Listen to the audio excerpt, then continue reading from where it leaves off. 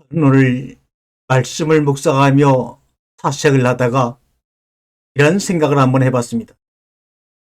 지구는 태양을 중심으로 하원형을 이루며 돌고 있습니다. 1년을 공전을 통해서 하루는 자전을 통해서 돌아갑니다. 그런데 쪽에 있는 사람은 위에 있다고 치면 위에 있는 사람도 아래에 있는 사람도, 동쪽에 비스듬히 있는 사람도 서쪽에 있는 사람도 다 제자리에서 자기의 기능을 하며 살아갑니다. 누구 하나 떨어지지 않습니다. 꽃들은 꽃이 핀 그 자리가 야생바이건 초원이건 그 자리에 꽂혀서 살아갑니다. 건물들은 아무리 높이 지어도 쓰러지지 아니하고 그 자리를 유지하며 살아갑니다. 그 외에 많은 다양한 기능들이 우리가 사는 자연 속에 숨겨져 있습니다. 그런데 이런 것은 왜 그렇게 일정한 법칙을 통해서 유지가 되는 것일까? 생각해보니까 중학교 때 배운 중력의 법칙이 생각났습니다. 만약에 지구상에 어느 날 갑자기 중력의 법칙이 멈춰버린다면 어떤 일이 벌어질까요? 수많은 사람이 떨어지거나 하늘로 덩실덩실 올라가거나 꽃들의 뿌리가 뽑히거나 꽃이 거꾸로 숨겨지거나 정말로 상상할 수 없는 일들이 벌어질 것입니다. 한편으로는 두렵기도 하고 무섭기도 하지만 재미있는 상상이 머릿속에 막 떠오릅니다. 맞습니다. 우리가 만물의 영장이라고 하고 과학을 신으로 받들고 인간을 호모데우스라 신이 된 인간이라고 자신만만하게 살아가지만 중력의 법칙 하나만 사라져도 그 모든 것들은 다 무로, 공포로 변해버리고 만다는 사실을 왜 우리는 그렇게 잊어먹고 살까요? 기억력이 좋다고 하는 사람들이 세상에 눈에 보이는 것, 손에 쥐었다가 잠시 없어지는 것을 향한 기억력은 좋아도 영원히 우리의 존재 상태를 유지시켜주고 인도하는 그 법칙에 대해서는 한 번도 고민해보지 않을까요? 그저 뉴턴이 사과나무 밑에서 사과나무가 떨어지는 걸 보고 만율력의 법칙을 발견했대. 이 교과서적인 생각만 잠시 어렸을 때 해본 적밖에 없습니다. 그런데 참 시인이란 분들은 참 재미있는 분들입니다. 중력의 법칙을 잊어버리고 한번 상상해보는 꿈의 나래를 폈던 시인이 있습니다. 윤희상 시인님이 지으신 소를 웃긴 꽃이라는 작품을 보게 되면 거기에는 중력의 법칙이 작용하지 않을 때 일어나는 한 단면을 아주 재밌게 실어주었습니다. 제가 한번 읽어보겠습니다. 나주들판에서 정말 소가 웃더라니깐 꽃이 소를 웃긴 것이지. 풀을 뜯는 소의 발밑에서 마침내 꽃이 핀 거야. 소는 간지러웠던 것이지. 그것만이 아니라 피는 꽃이 소를 살짝 들어 올린 거야. 그래서 소가 꽃 위에 잠시 뜬 셈이지. 한바탕면 소가 중심을 잃고 쓰러질 뻔한 것이지. 어떻습니까? 땅에서 피는 작은 꽃이 소를 살짝 들어 올렸는데 그로 인해서 소가 중심을 잃고 쓰러질 뻔했다. 땅에서 피어나는 꽃이 소의 발바닥을 간지럽혀서 소가 웃었다. 그거는 중력의 법칙에 작용하는 고정된 세상에서는 일어날 수 없는 일이지만 우리가 그런 것을 잊어버리고 상상해보게 되면 능히 가능한 일입니다. 저기에서는 말이죠. 나주 들판에서 갓 피어난 꽃이 소 발밑을 간질간질 거리는 바람에 공중에 팍 살짝 들어 올려진 소가 웃다가 쓰러질 뻔했다는 내용을 담고 있는 이 시.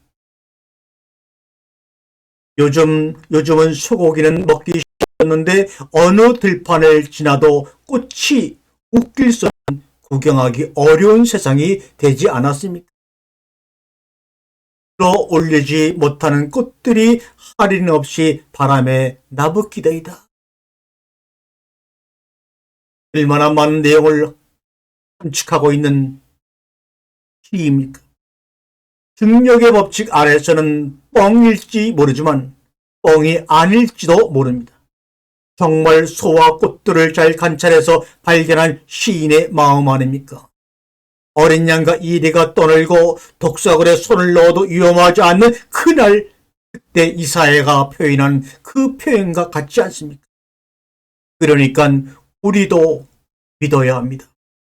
그리고 그런 시간물들과 그 질서를 눈여겨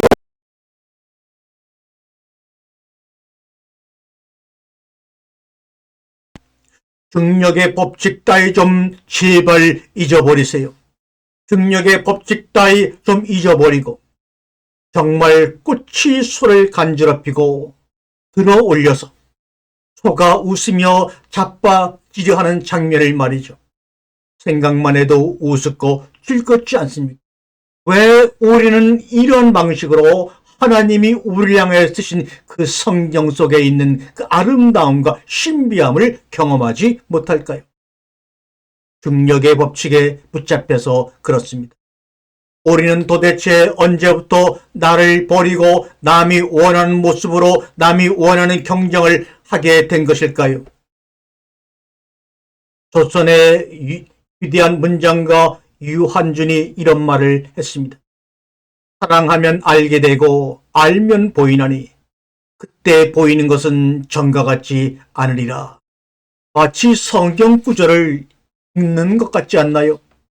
하나님이 우리를 사랑하시는 사랑을 우리가 알고 믿었노니 하나님은 사랑이시라. 사랑 안에 거하는 자는 하나님 안에 거하고 하나님도 그 안에 거하시니라. 여러분이 잘 아는 유명한 요한일서 4장 16절의 말씀. 사랑하면 믿음이 생깁니다. 믿음이 생기면 무조건 아멘 아멘 하는 것이 아니라 질문이 생기고 의심이 생깁니다. 아니, 믿음이 생기면 의심이 연달아 따라온다고요? 맞습니다. 하나님께서 주시는 참다운 믿음은 우리 가운데 하나님을 향한 천지를 향한 의심과 궁금증이 만발합니다. 그래서 질문하지 않을래야 않을 수가 없습니다. 하나님 앞에 말을 걸지 않을래야 않을 수가 없습니다. 더 알고 싶어지니까요. 알면 보입니다. 전에는 보이지 않던 것이 중력의 법칙에 가려서 보이지 않던 것들이 보이게 됩니다. 그 결과 관찰은 창의를 낳고 그 창조는 다시 더 큰 사랑을 낳게 되는 선순환이 이어지는 것입니다. 기존의 교리처럼 정답이나 전통처럼 이미 정해진 교리와 정답 안에서는 말씀의 새로운 발견, 창조, 기쁨, 사랑을 찾을래야 찾을 수가 없습니다. 세상의 모든 창조와 발견은 하나같이 기존의 정답을 거듭하지 않음으로써 우리 앞에 존재하게 된 것들입니다. 기독교의 참다운 개혁도 그렇게 시작돼야 합니다. 루터의 칼빈의 개혁이 온전한 개혁은 아닙니다. 앞으로의 개혁은 이렇게 시작되고 마쳐야 합니다. 그러면 의도하지 않았던, 생각조차 하지 못했던 위대한 일들이 운명처럼 우리 앞에 다가오고 드러날 것입니다.